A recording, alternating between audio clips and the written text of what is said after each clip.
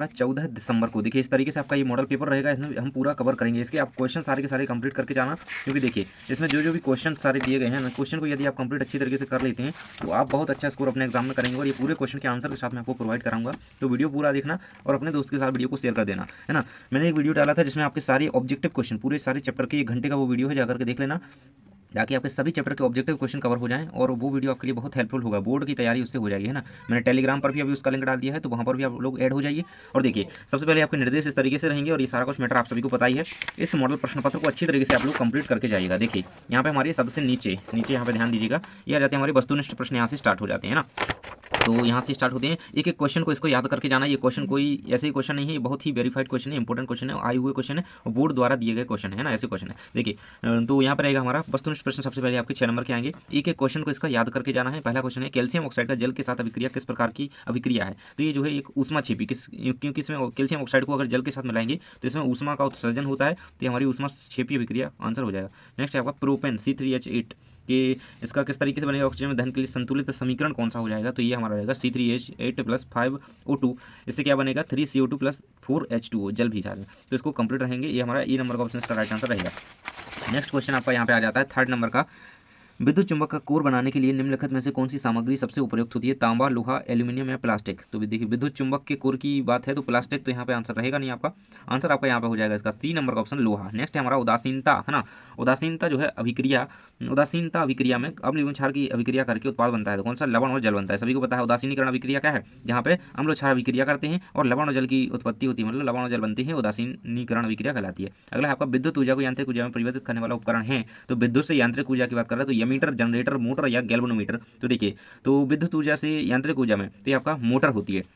Next आपका आ जाता है यहाँ पे किसी माध्यम का अपवर्तनांक निर्भर करता है, तो किस पर निर्भर करता है, प्रकाश की तरंग दैर्ध्य पर, माध्यम के घनत्व पर, तो आवृत्ति पर या निर्वात पर। तो इसका आंसर होगा आपका प्रकाश की तरंग दैर्ध्य पर। तो अपवर्तनांक किस पर निर्भर करता है, प्रकाश की तरंग दैर्ध्य, ये आंसर याद रखना। चलिए आगे के क्वेश्चन आपके देख लेते हैं। यहाँ पे आपके रिक्त स्थान आ जाती हैं। तो पहले नंबर का है यहाँ पे खालिस्तान क्रियाओं को मेडुला द्वारा नियंत्रित किया जाता है। कौन सी क्रियाएं ऐसी होती हैं जिनको मेडुला द्वारा जो है नियंत्रित किया जाता है। अब चेतन या कहें कि अनैच्छिक अभिक्रियाएं जो होती हैं, अनैच्छिक जिनकी इच्छा नहीं होती कि हम करें, जैसे पलकें झपकना हो गई, है ना, अनैच्छिक क्रिया। ये आंसर में आपको इसका अनैच्छिक लिख देना है, अनैच्छिक यहाँ पे भर देंगे, इसका क्रिया होंगे लिखा हुआ है। नेक्स्ट हमारा दाहिने हाथ के अंगूठे के नियम के अनुसार यदि अंगूठा धारा की दिशा में इंगित हो तो उंगलियों की दिशा क्या होगी। तो उंगलियों की दिशा जो है चुंबकीय क्षेत्र की ओर होगी। कहाँ पे होगी, उंगलियों की दिशा जो है चुंबकीय क्षेत्र को प्रदर्शित करेगी। क्या आंसर रहेगा, चुंबकीय क्षेत्र की दिशा में मुड़ती है।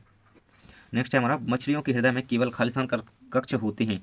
तो यहाँ पे आंसर आपका हो जाएगा 2। नेक्स्ट है आपका आंख का वह भाग जो इसे रंग प्रदान करता है, तो वो आइरिस कहलाता है। आंख के जिस भाग से हमें रंग दिखाई देते हैं वो आइरिस कहलाता है, ये आपका आंसर रहेगा। नेक्स्ट है आपका खालिस्तान में ऊर्जा का प्रवाह एक दिशीय होता है। तो किसमें, ऊर्जा के पिरामिड आपने देखे पढ़े हैं, तो उसी में से क्वेश्चन है पारिस्थितिकी तंत्र में। देखिए इसका आंसर क्या रहेगा,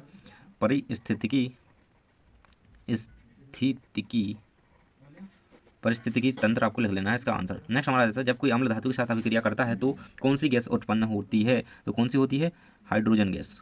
हाइड्रोजन गैस इसका राइट आंसर आपको लिख देना है। इस तरीके से ये आंसर होते हैं कंप्लीट। आगे के क्वेश्चन यहाँ पे दिए गए हैं आपके। देखिए निम्नलिखित कथनों के लिए सही गलत की सत्य असत्य का चयन करना है। 6 क्वेश्चन आपको दिए गए हैं। तो पहले नंबर का क्वेश्चन हमारा आ जाता है प्रतिवर्ती क्रिया में शामिल अंग मृदु, मोटर, न्यूरॉन एवं मस्तिष्क हैं। तो ये आपका जो है गलत रहेगा, असत्य इसको आपको लिख देना है। इस तरीके से इसका आंसर लिखिएगा असत्य। नेक्स्ट आपको आ जाता है अम्लों का पीएच मान 7 से अधिक होता है। तो ये भी आपका जो है असत्य हो जाएगा, क्योंकि अम्लों का पीएच मान जो है 7 से कम होता है ना।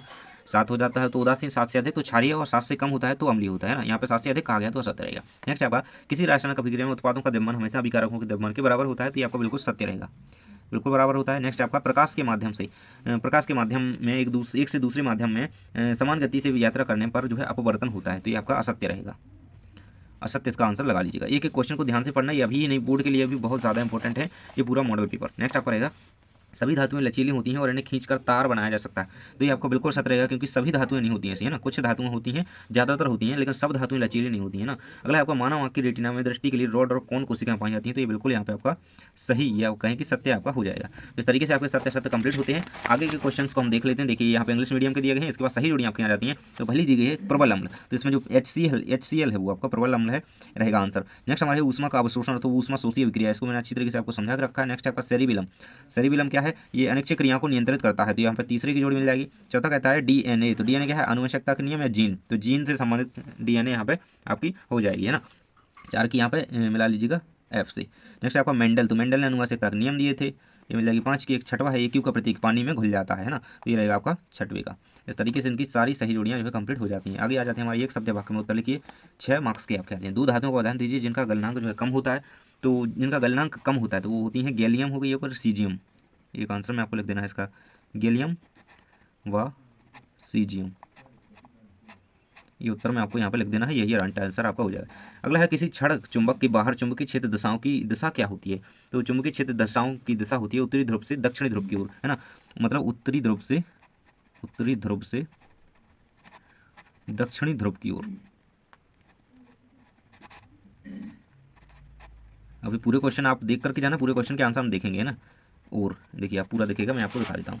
ये आपका कंप्लीट आंसर का आपका हो जाएगा, देख सकते हैं यहाँ पे दक्षिणी ध्रुव की ओर। अगला है मानव का सामान्य रक्तचाप क्या होता है। तो सामान्य रक्तचाप है ना, तो ये होता है आपका 120/80 mm। यही आपको लिखना है आंसर में ना, पारे के में मापा जाता है, जो कि है ना पारे में देखा जाता है उसमें। नेक्स्ट हमारा आ जाता है यहाँ पे 4 नंबर का प्रश्न है। मानव मस्तिष्क का कौन सा भाग सोचने, सुनने और सूंघने और देखने के लिए जो कार्य करता है। तो प्रमस्तिष्क जो होता है, प्रमस्तिष्क इसका राइट आंसर लिख देना है। और भूख का केंद्र मानव शरीर में कहाँ पे होता है, वो होता है हाइपोथैलेमस में। इसके से भी क्वेश्चन आता है, सुनने सूंघने और देखने के लिए प्रमस्तिष्क होता है, और सूंघने वो भूख वाला केंद्र हाइपोथैलेमस में होता है। नेक्स्ट है मायोपिया, निकट दृष्टि दोष जिसे कहते हैं, को ठीक करने के लिए कौन सा लेंस उपयोग किया जाता है। तो उसके लिए हम अवतल लेंस का यूज करते हैं मायोपिया के लिए। नेक्स्ट है एथिलीन, एथीन का सूत्र लिखिए। एथीन का रासायनिक सूत्र क्या होता है, C2H4। इसमें किस तरीके से श्रृंखला बनेगी, 2 कार्बन रहेंगे, 4 आपके हाइड्रोजन। इसके बाद क्वेश्चन आ जाते हैं एथेन की इलेक्ट्रॉन डॉट संरचना लिख ली यहाँ पे। एथेन का सूत्र है, फिर एथेन की डॉट संरचना आपको बनानी है। तो आगे हम इनके आंसर देख लेते हैं, एक एक करके सभी क्वेश्चन के आंसर आपको बताते चलते हैं। तो एथेन की संरचना किस तरीके से आपको बनानी है, तो देखिए एथेन में क्या होगा कि 2 तो इसमें होंगे कार्बन, आपके 2 कार्बन बनाइएगा आप इस तरीके से। फिर आपके जो H जुड़ेंगे 1 2 3 4 5 6, है ना, मतलब इसका C2H6 होता है ना एथेन का। एथेन का होता है C2H6। तो किस तरीके से बनेगा, 2 C हमने कर दिए, H यहाँ पे आ जाएगा, एक हाइड्रोजन, ये देखिए चेन पूरी बनती जाती है ना, ये रहेगा आपका। इस तरीके से आपको इसका जो है आंसर लिख देना, यही इसकी डॉट संरचना यहाँ पे हो जाएगी, है ना। नेक्स्ट हमारा क्वेश्चन आता है मीथेन की डॉट संरचना बनाइए। तो इसकी किस तरीके से आपकी यहाँ पे बन जाएगी, इसका होता है CH4, है ना, आपने इसको पढ़ा होगा मीथेन को, है ना। CH4 ये क्या होता है, हमारी मीथेन होती है। NH3 हमारी जो है अमोनिया होती है। इसका मीथेन का किस तरीके से बनेगा, H4 है तो आप आसानी से ये तो बन जाएगा। ये देखिए यहाँ पे ये बना दीजिएगा, ये इस तरीके से आपका ये कंप्लीट रहेगा। देखिए अलग है ना, ये इससे अलग है, ये अलग है, इसका एथेन का दिया गया है और ये मीथेन का दिया गया है, ये दोनों कंप्लीट होते हैं। अथवा में 6वें नंबर का। अगला आपका 7वें नंबर में प्रश्न आ जाता है, निम्नलिखित अवयवों के प्रतीक चिन्ह बनाइए। तो बैटरी का प्रतीक चिन्ह आपको बनाना है, और बनाना है किसका, प्रतिरोधक का। तो इसका आंसर आप किस तरीके से लिखेंगे, देखिए बैटरी का तो इस तरीके से बनाया जाता है, ऐसे, है ना, ऐसे भी बनाया जा सकता है। और प्रतिरोधक की बात करें तो प्रतिरोधक का तो आप, प्रतिरोधक का एक ऐसा बनता है शायद, और एक ऐसा बनता है, इस तरीके से बनता है ऐसे। तो इसे भी कंप्लीट कर लीजिएगा, है ना, और इसका आप जरूर से देख लीजिएगा, अगर कोई डाउट हो तो इसको कंप्लीट कर लेना। नेक्स्ट क्वेश्चन हमारा आ जाता है, किसी चालक का प्रतिरोध किस पर निर्भर करता है, 2 कारकों के नाम लिखिए। तो यहाँ पे आंसर इसका मैं आपको दिखा देता हूँ स्क्रीन पर। अब हम लाइट को बंद कर देते हैं ताकि आपको यहाँ पर ठीक से दिखे। देखिए किसी चालक का प्रतिरोध जो है चालक की लंबाई और क्षेत्रफल पर निर्भर करता है। 2 कारक यहाँ पर बताए गए हैं और इसका संबंधित सूत्र यहाँ पे आपको दिया गया है, इसको कंप्लीट कर लीजिएगा। नेक्स्ट क्वेश्चन हमारा आ जाता है, तारे क्यों टिमटिमाती हैं, इसका कारण आपको लिखना है, टिमटिमाते क्यों दिखाई देती हैं। अथवा में क्वेश्चन दिया गया है, आकाश नीला क्यों दिखाई देता है ना। इन दोनों का आंसर हम देखेंगे यहाँ पे। देखिए तारे क्यों टिमटिमाती हैं, इसका आंसर 8वें का आपको कंप्लीट दिया गया है, इसका स्क्रीनशॉट कर लीजिए। देखिए प्रकाश के अपवर्तन के कारण, मेन कारण क्या है, अपवर्तन के कारण, है ना, वायुमंडलीय अपवर्तन के कारण। नेक्स्ट आपको अथवा में था, आकाश नीला क्यों दिखाई देता है ना, आसमान जो है नीला दिखाई क्यों देता है। तो इसका आंसर आपके सामने रहेगा, इसको पूरा कंप्लीट कर लेना। नेक्स्ट हमारा क्वेश्चन अगले पेज में हम क्वेश्चन अगला आपका देख लेते हैं।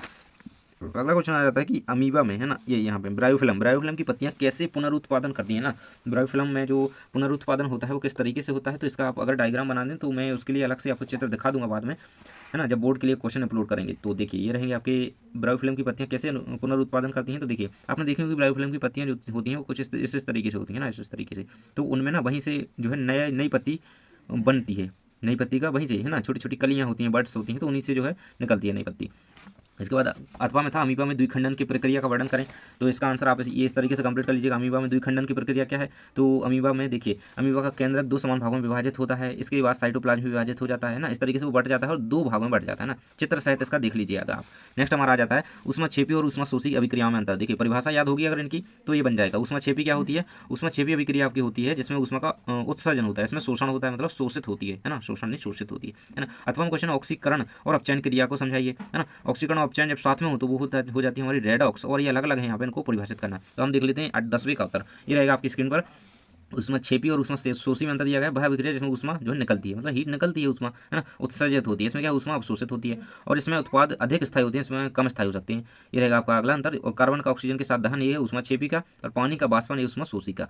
नेक्स्ट हमारा आ जाता है ऑक्सीकरण और अपचयन दोनों को समझाइए। तो किसी पदार्थ का ऑक्सीजन के साथ जुड़ना, हाइड्रोजन का हटना है जो क्या कहलाता है ऑक्सीकरण, और किसी पदार्थ का हाइड्रोजन के साथ जुड़ना मतलब विपरीत है एक दोनों के। इनको याद रखना है ना, दोनों के उदाहरण शायद आपको दिए गए हैं। नेक्स्ट हमारा आ जाता है मेंडल के पृथक्करण नियम को जो है, नियम का महत्व क्या है इसको समझाइए। तो what is the significance of the Mendel law of segregation, है ना, इसको कंप्लीट कर लेना। मेंडल के प्रभुत्व के नियम, इसका हम दोनों का आंसर आपको बता देते हैं। आपके सामने इसका आंसर रहेगा मेंडल के पृथक्करण का नियम आपका दिया गया है, इसको कंप्लीट अच्छी तरीके से कर लीजिएगा। और इसके बाद मेंडल के प्रभुत्व के नियम के बारे में बताया गया है, इसको कंप्लीट कर लेना है। अथवा वाले का आंसर है, ये रहेगा कंप्लीट आंसर, स्क्रीनशॉट कर लेंगे। अगला है मानव उत्सर्जन का नामांकित चित्र बनाइए। तो किस तरीके से इसका डायग्राम बनाया है, मैंने इंपोर्टेंट क्वेश्चन में भी इसे बताया था कि इसे करके ही जाना। अथवा में आपका हृदय के कपाटों के नाम बताइए, उनके एक एक कार्य को लिखना है ना। पहले तो हम ये चित्र देख लेते हैं क्योंकि ये आपका अभी ही क्या बोर्ड में भी आना है। ये रहेगा इस तरीके से, इसमें ये जो पार्ट दिए गए हैं ये सारे बना देंगे इस तरीके से, इसको एक दो बार बना लीजिएगा, इसका कंप्लीट हो जाता है। नेक्स्ट अथवा में था हमारी हृदय के कपाट और उनके कार्य लिखिए। तो हृदय में दो कपाट, नाम कौन कौन से हो जाएंगे, एक माइट्रल होता है और एक ट्राइकप्सिड होता है। तो ये दो पार्ट होते हैं, दायां लिंद और बायां लिंद जिन्हें कह सकते हैं वो निलय के पास पाए जाते हैं। तो ये इनके कार्य भी यहाँ पे लिखे गए हैं। एक रक्त को नियंत्रित करता है। अगला क्वेश्चन आपका जाता है प्रतिवर्ती चाप क्या है। देखिए प्रतिवर्ती चाप क्या है, उदाहरण शायद दीजिए, और मानव शरीर में न्यूरॉन्स की भूमिका समझाइए, अथवा में दिया गया है। इन दोनों क्वेश्चन 13 का उत्तर आपके सामने रहेगा, ये रहेगा 13 का आंसर। प्रतिवर्ती चाप क्या होता है, प्रतिवर्ती चाप एक स्वतः स्फूर्त प्रतिक्रिया है जो कि बाहरी उत्तेजना के कारण होती है ना। तो ये रहेगा। नेक्स्ट हमारा क्वेश्चन आ जाता है, जैसे हम कोई अगर गर्म तवा है, गर्म वस्तु है, कोई भी गर्म वस्तु ले लो, हम उस पर हाथ रखते हैं तो एकाएक अपने आप हमारे हाथ जो है वहाँ से उठ जाता है। तो वो क्या है, प्रतिवर्ती क्रिया कहलाती है। वहाँ पे अपने आप हाथ उठ जाता है, हमें ज़्यादा सोचना नहीं पड़ता इस बारे में कि अब हाथ उठाया जाए या फिर क्या। तो ये हो जाती है हमारी प्रतिवर्ती क्रिया। न्यूरॉन्स की भूमिका क्या होती है, तो न्यूरॉन्स की भूमिका यहाँ पे 3 पॉइंट्स में दी गई है, इसको कंप्लीट कर लेना। अगला क्वेश्चन ओम का नियम आपका रहेगा 14 नंबर का प्रश्न है। ओम का नियम, इसका गणितीय व्यंजक लिखिए। तो ओम का नियम किस तरीके से रहेगा, अथवा क्वेश्चन श्रृंखला में जुड़े 3 प्रतिरोधों के कुल प्रतिरोधों की गणना करें। R1 प्रतिरोध दिया गया है आपको 2, और R2 आपको 3 दिया गया है, और R3 मतलब 3 प्रतिरोध दिए गए हैं आपको 2, 3 और 5, ये 3 दिए गए हैं, और इसकी ओम के नियम की गणना करनी है। देखिए तो इस तरीके से ओम का नियम यहाँ पे लिख दीजिएगा, और आप इसका गणितीय व्यंजक VI बराबर IR, इसको याद रखना, ऑब्जेक्टिव में आएगा। इसके बाद श्रृंखला से जुड़े प्रतिरोधों के कुल प्रतिरोध आपको बताना था, तो सीधी बात है इन तीनों को जोड़ देना है, आपको 10 प्रतिरोध कुल आ जाएगा ना, 10 ओम आपका प्रतिरोध आएगा। अगला आपका क्वेश्चन आ जाता है यहाँ पे अपवर्तनांक को परिभाषित कीजिए ना। अपवर्तनांक, पानी का जो अपवर्तनांक कितना होता है वो भी आपको लिखना है। तो चलिए हम इसका उत्तर जो है देख लेते हैं। आपके सामने इसका आंसर रहेगा, अथवा क्वेश्चन है एक उत्तल लेंस की फोकस दूरी 25 सेंटीमीटर है, लेंस की शक्ति की गणना करें। चलिए इसका आंसर ये रहेगा। देखिए अपवर्तनांक, देखिए आपका आंसर दिया गया, अपवर्तनांक उस माध्यम की गति की से कमी को व्यक्त करता है, यह इसका परिभाषा दी गई है। अगला आपका इसका दिया गया है, और ये पानी का अपवर्तनांक कितना होता है 1.33 है ना, 1.33 होता है पानी का अपवर्तनांक, इससे ऑब्जेक्टिव आएगा। अगला है आपका अथवा में दिया गया था लेंस की शक्ति, लेंस की जो शक्ति की आपको फोकस दूरी दी गई थी वो 25 सेंटीमीटर दी गई थी। देखिए इसमें देख सकते हैं आप, और इसमें आपको गणना करनी थी लेंस आपकी सारी है या आप सारी है बताना था। तो देखिए आगे क्वेश्चन इसका दिया गया है, तो यहाँ पे आपका +4D आ जाता है, तो इसमें आपको पता चल जाता है कि लेंस जो है अभिसारी है ना, पॉजिटिव शक्ति वहाँ पे पता चलती है। तो लेंस जो हमारा हो जाएगा कन्वर्जिंग लेंस पर यूज होगा। नेक्स्ट हमारा जीवों में पीएच मान का क्या महत्व है, 2 उदाहरण लिखिए। तो पीएच में 2 मान का, पीएच मान का महत्व क्या है हमारे हमें जीवों में, तो पीएच का संतुलन जीवों के जीवधारों के रासायनिक प्रतिक्रियाओं के रूप में होता है, संचालित होता है, इसको कंप्लीट कर लेना। इसके बाद अगला क्वेश्चन हमारा अथवा में दिया गया था, बेकिंग सोडा को गर्म करने पर होने वाली रासायनिक अभिक्रिया कौन सी है। अगर हम बेकिंग सोडा जो हम खाने में यूज़ करते हैं है ना, उद्योगों में यूज होते हैं, तो वह किस प्रकार की अभिक्रिया है, रासायनिक समीकरण उसका देना है साथ में। तो देखिए यह एक अपघटन प्रकार की अभिक्रिया है जब हम बेकिंग सोडा को गर्म करते हैं। इसका रासायनिक समीकरण किस तरीके से रहेगा, आपको दिया गया है NaHCO3, इसको जब हम गर्म करेंगे हीट देंगे तो Na2CO3 + CO2 + H2O जल साथ में बन रहा है। अगला क्वेश्चन आपका जाता है जल प्रदूषण को कैसे नियंत्रित कर सकते हैं, कोई 2 उपाय लिखिए। और वायु प्रदूषण के क्या कारण है, कोई 2 कारण लिखिए। तो ये आपके सामने इसका आंसर रहेगा, जल प्रदूषण को नियंत्रण करने के कुछ उपाय, औद्योगिक कचरे को नदियों से छोड़ने से पहले उपचारित किया जाना चाहिए, है ना, ये रहेगा आपके सामने। और इसके बाद अथवा में दिया था आपको वायु प्रदूषण के कारण वाहन से निकलने वाला धुआं, औद्योगिक इकाइयाँ ना, औद्योगिक सबसे ज़्यादा।